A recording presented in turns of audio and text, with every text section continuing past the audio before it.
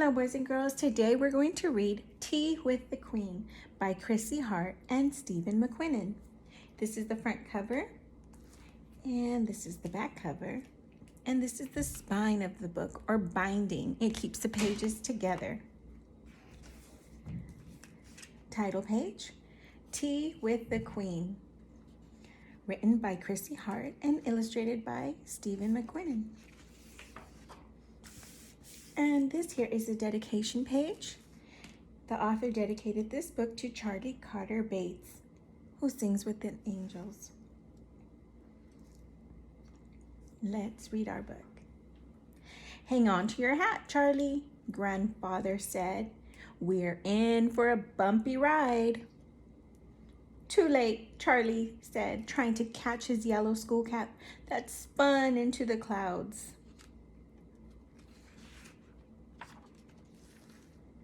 Charlie and his grandparents, Harriet and Arthur, started straight ahead as they traveled on the Royal Air Express.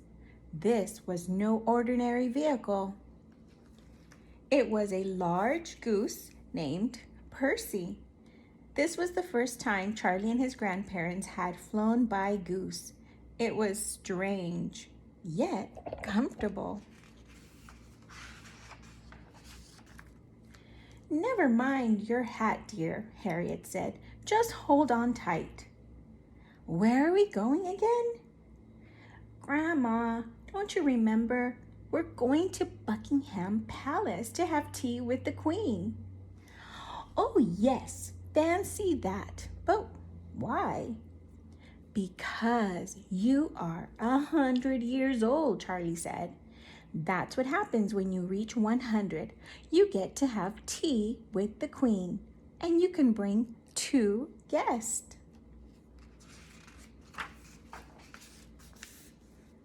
Suddenly, a gust of wind blew them sideways. Won't your glasses fly off? Charlie asked Percy. Don't worry, Master. I have taken this trip many times at this altitude, and my glasses haven't flown off yet. Hold on, I'll show you. Percy did a 360-degree loop, causing Charlie to squeal with delight. Harriet and Arthur went white as a sheet. Oi! Arthur shouted.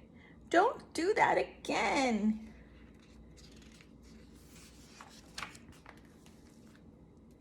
Grandma packed their bags weeks ago when she received a letter from the Queen inviting them for her tea. She was glad they had dressed warmly in tweed coats and hats. It was cold in the clouds. Charlie could smell the salt in the air as they traveled along East Anglian coast to London. Seagulls flew all around them, making loud, shrieking cries that hurt his ears. He was nervous. The gulls came close to take a look at the strange spectacles of 3 mice traveling on the back of a goose.